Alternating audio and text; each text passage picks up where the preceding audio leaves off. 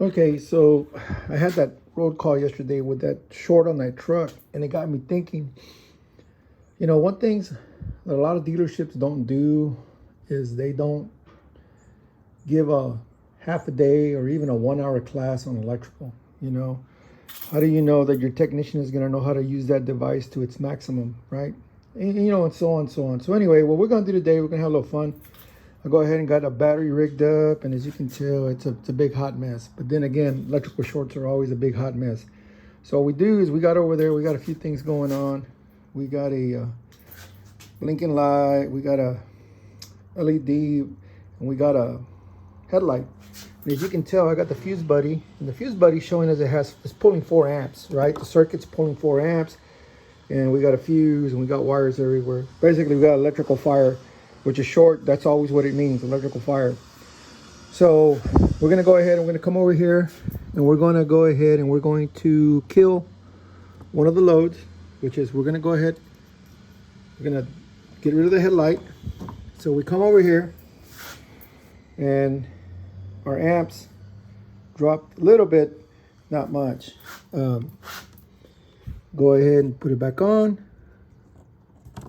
The battery is actually low, so that's one of the other things that's being a factor here. That little battery is low. That's why I got the charger on it, trying to help us out. And anyway, oops, my little guy went out. Oh. Okay, there we go. 4 amps. Oops. Stay. So anyway, let's go ahead. Got the 4 amps. For the most part, 4 amps, right? We can agree on that. Come over here, take that headlight out, and it drops. We come over here, and we get rid of the strobe light, and it drops a little. So, okay, so what we did is we went ahead and got our multimeter, and we're taking our ohms resistance. So we go over here, and we look at our setup. We go right here, because that's where the power's coming in. This is my ground. We got 1.9, we're gonna call it 2 ohms. So if you go right here, and if you use your calculator, what I did is I put 4 amps, which is what we saw, and 2 amps. Unfortunately, I don't think this thing does point things. So what we did is we went ahead and we did this, rounded up, right? Instead of 3.9 and 1.9, we went 4 amps, 2 amps, and it gives us a voltage of 8. So let's go check the voltage in the battery. So by the way, I'm going to go ahead and have a little fun. I got the multimeter set on voltage. That's going to be our battery with the charger. So what we're going to do is, let me see if I can do this. Got a lot of stuff on the table. So let's see if we can do this.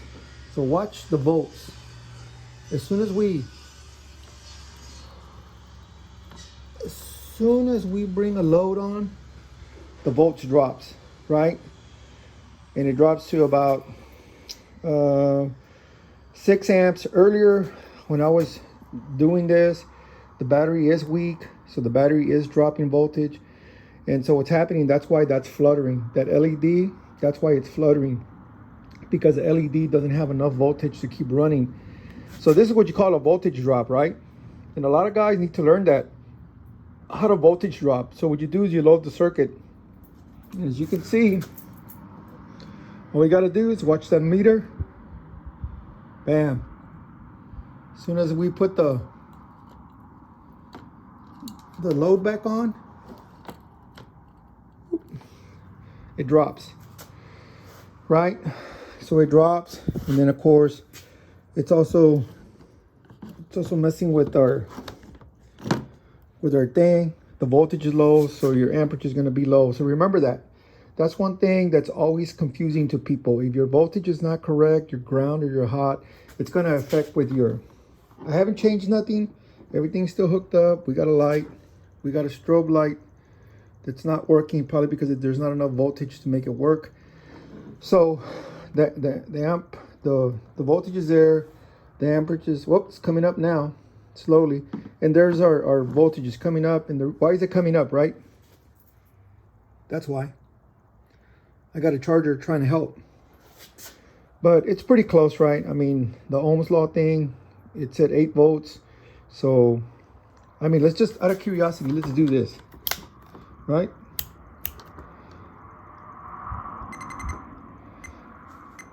We're gonna let it walk. Okay, so let's go ahead and let's take our min and max. There's our minimum. There's our average.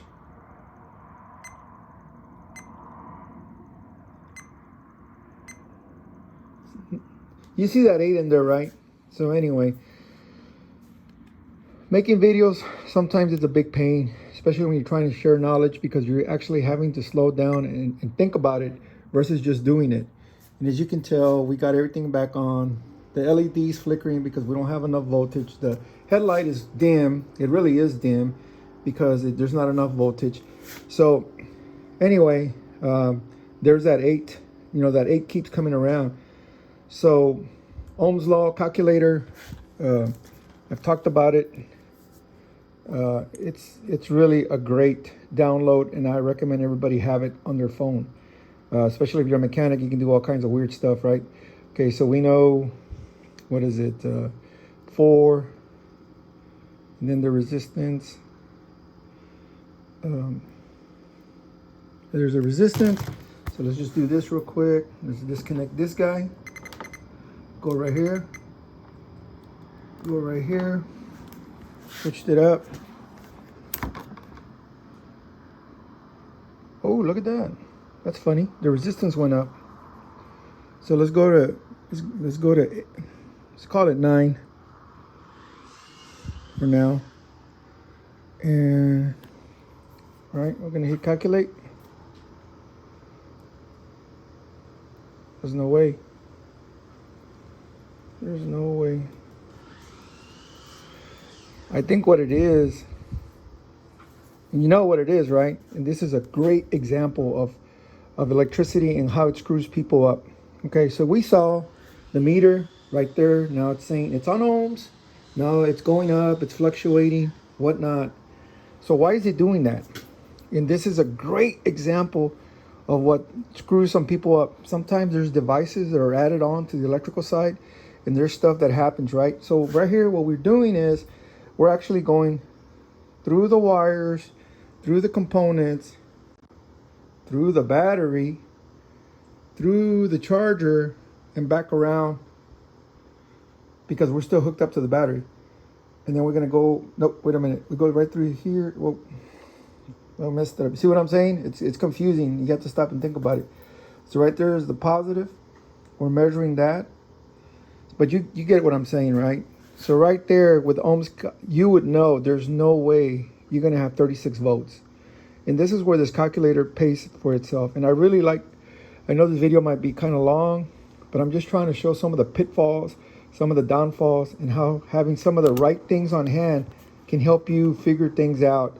I mean, this is just a simple little table with wires running everywhere. But if you got your numbers, like right here, right? This is our resistance. Thanks to the fuse buddy, when it was running, we knew that we had 4 amps, right? So let's do this again. Let's go right here. See if I can do this. It's gonna clear. So we're gonna go right here. Now it's saying 15. So we know it was 4 for the amps. Sorry. And now the resistance is 15, right? We're gonna hit calculate. And look at that, 60 volts.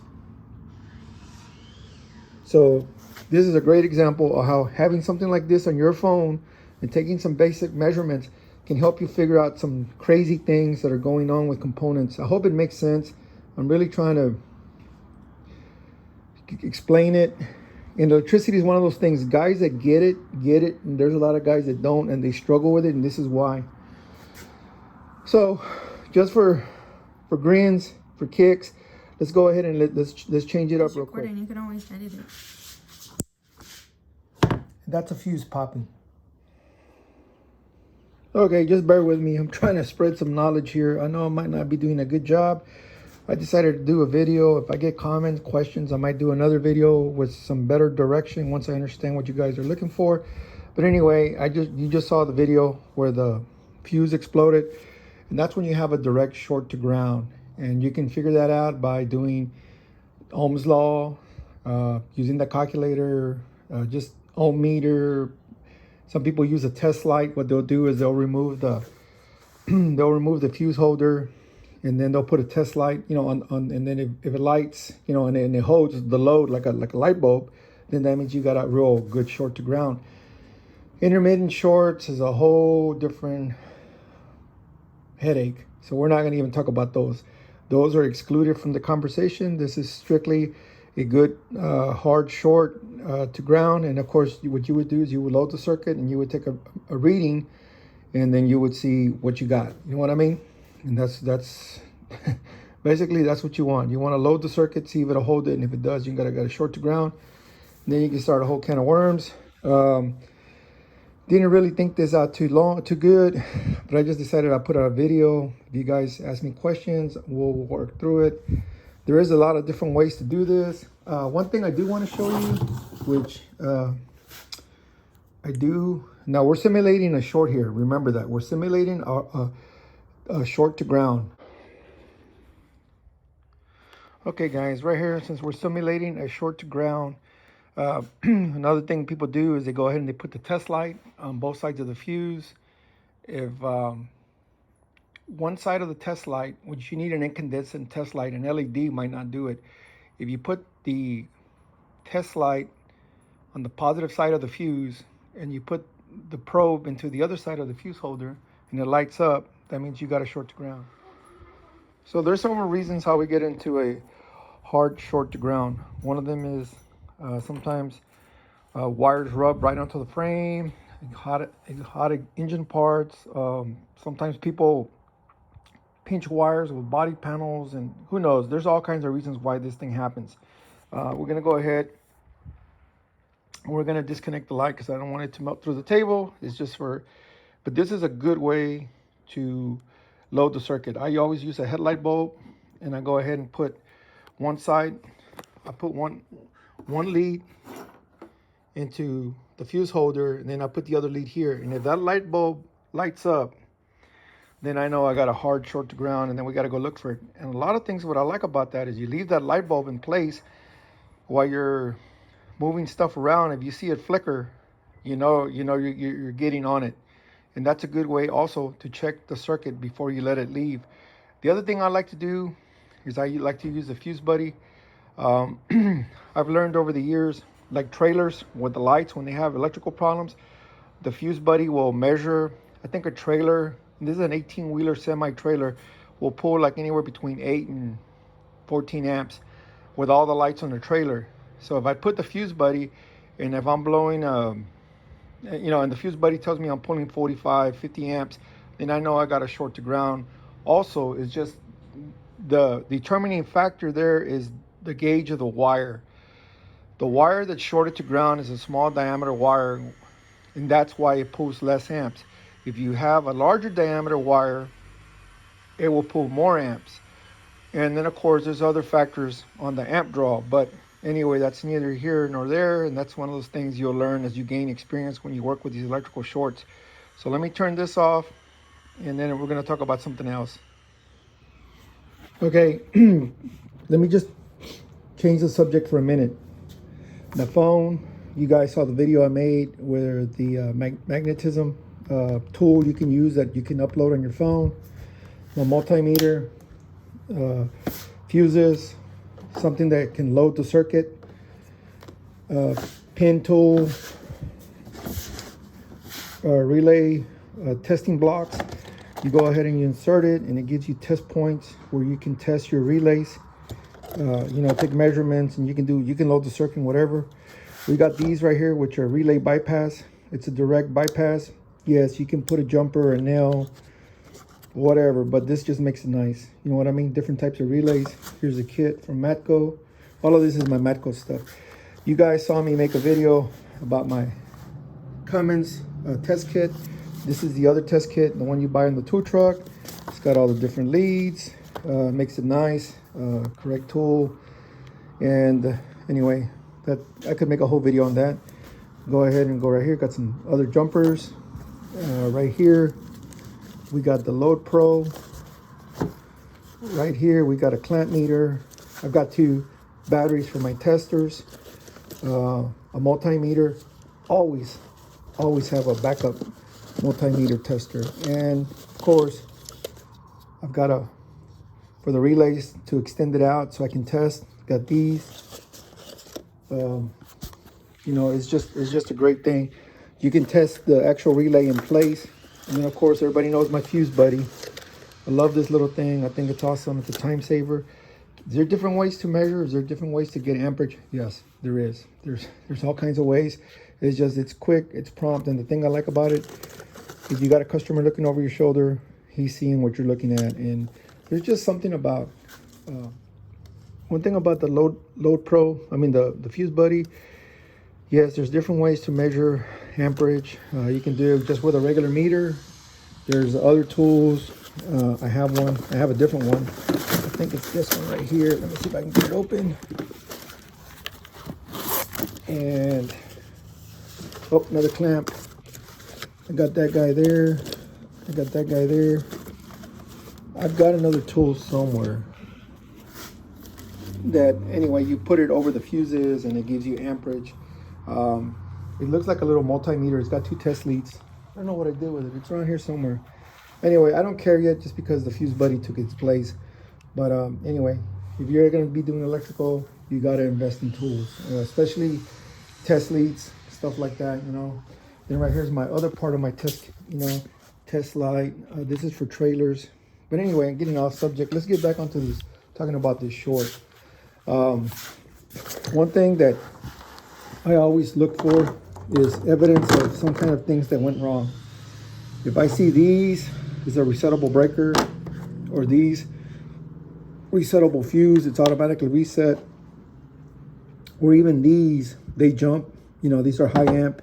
Same thing with this, resettable fuse, and so forth. These are examples of fuses.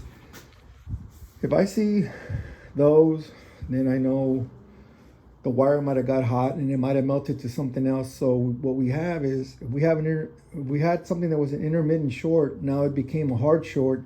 That means the wire melted somewhere, and there's a good chance the wire melted somewhere, and now it's a hard short. So the takeaway there is, you're gonna fix the immediate problem, but then you have to verify the root cause.